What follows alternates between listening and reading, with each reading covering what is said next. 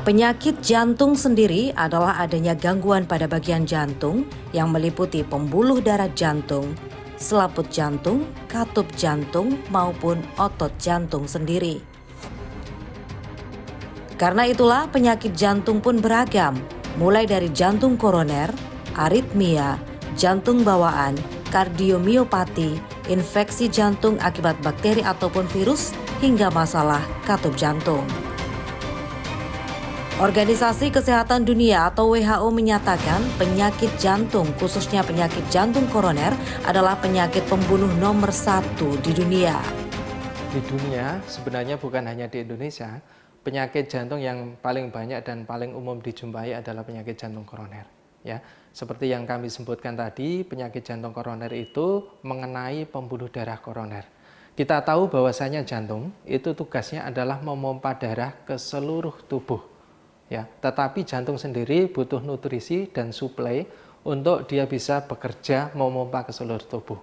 Nah, yang bertugas untuk memberikan aliran darah ke otot jantung supaya dia bisa bekerja dengan maksimal adalah pembuluh darah koroner namanya. Nah, ketika terjadi penyakit jantung koroner, maka terjadi plak atau penyumbatan secara terus-menerus dan bertahap dalam jangka waktu lama yang menyebabkan penyempitan pada pembuluh darah koroner. Gaya hidup, khususnya pola makan, kebiasaan merokok, dan kurangnya aktivitas fisik menjadi penyebab utama penyakit jantung. Gejala sakit jantung mengikuti permasalahannya, apakah jantung koroner, bawaan, infeksi jantung, gagal jantung, ataupun aritmia. Permasalahan jantung seperti sumbatan pada pembuluh darah terjadi secara bertahap. Dalam proses inilah umumnya tak dirasakan oleh pasien.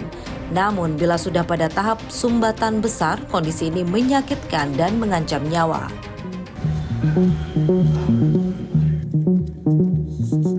Seperti AKP Dante Anan, Kapolsek Kedamian Gresik, Jawa Timur, yang juga merupakan penyintas penyakit jantung setelah pemasangan 4 ring di jantungnya.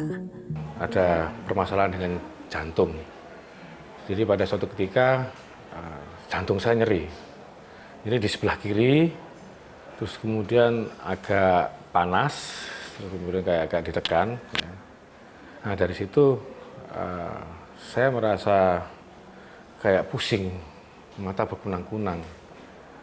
Sempat mau pingsan, tapi saya bertahan, saya tenangkan.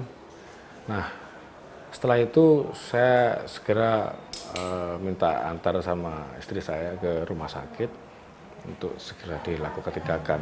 Pangkalnya ini pembuluh darahnya mulus. Beruntung Dante Anan mendapatkan pertolongan secepatnya.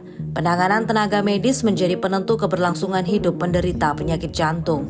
Banyak pasien yang khawatir, ya utamanya pasien penyakit jantung koroner, dia khawatir dan merasa takut setelah dilakukan tindakan pasang stent atau bahkan CABG atau operasi bypass, kualitas hidupnya justru merasa menurun. Jadi harapannya orang-orang dengan penyakit jantung koroner yang sudah berhasil dilakukan revaskularisasi, harapan kami tentu fungsi jantung akan lebih baik dan kita ada rehabilitasi jantung, berusaha untuk mengembalikan fungsi jantung sebagaimana atau mendekati semula. Dan dengan seperti itu tentu goalnya adalah kualitas hidup pasien akan lebih baik. Ya, penyintas penyakit jantung pun memiliki kesempatan memiliki kualitas hidup normal, bahkan bisa lebih baik dari sebelum sakit. Seperti Dante Anan yang menerapkan pola hidup sehat mulai dari menjaga asupan makanan hingga olahraga. Kebiasaan ini pun ditularkannya ke lingkungan sekitarnya. Jadi saya mengikuti anjuran dokter untuk selalu melaksanakan olahraga rutin, ya. Terus kemudian menjaga pola makan, jangan sampai makan makanan yang berkolesterol, ya, bersantan-santan, ya, itu sudah saya hindarin semua. Makanan yang tidak berkolesterol, ya berkolesterol rendah lah ibaratnya. Terus kemudian merokok dan olahraga, itu anjuran seperti itu saya laksanakan. Terus gimana rasanya? Sekarang saya sudah sehat, segar bugar. Setiap hari saya rutin minimal jatah sehari itu 10 kilo sepeda pancalan. Dan lari 2 kilo. Jalan 2 kilo. Itu tiap hari saya laksanakan. Terus badannya gimana? Badan sekarang saya sehat seger. Justru malah sama dengan Dokter Hendrik itu disuruh aktivitas normal seperti biasa.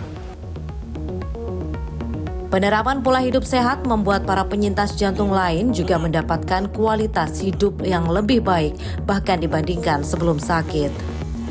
Selain konsumsi obat, itu saya menjaga pola makan, pola hidup sehat, olahraga, kalau bisa olahraga dianjurkan kalau 1 minggu sekali gitu, selain minum obat itu. Dan hasilnya alhamdulillah sekarang sudah membaik gitu. Kalau dibandingkan sebelum kena gejala, ya ini baik sekarang gitu. Dengan kita tiap hari berolahraga 3 kali 30 menit, alhamdulillah sampai saat ini yang tahun kemarin kalau olahraga dada itu terasa nyeri, sekarang sudah tidak mengalami. Terus makanan dijaga, istirahat juga dijaga, alhamdulillah sampai saat ini kita dalam keadaan fresh, semangat hidup untuk sehat. Sehat, sehat, sehat, ja! Selebihnya, dukungan dari keluarga juga ikut mendukung kesehatan para penyintas jantung, khususnya komitmen menjaga pola hidup sehat bersama. Yang pertama, pola makan ya. Awalnya kita makannya sembarangan amburadul gitu ya, apa aja sembarang dimakan. Tapi pada akhirnya saya mencoba merubah pola makan. Yang dulunya kita makan santan, yang ada santan-santannya itu sudah nggak pernah lagi. Minyaknya juga diganti dengan minyak jagung yang rendah kalori. Ya, setiap hari kita usahakan untuk olahraga. Selebihnya, deteksi dini dan pemeriksaan lebih lanjut dari kondisi jantung juga disarankan. Meskipun penyakit jantung, khususnya jantung koroner, menjadi penyakit pembunuh nomor 1, penyakit ini bisa dicegah dengan menerapkan pola hidup sehat. Tim Liputan CNN Indonesia.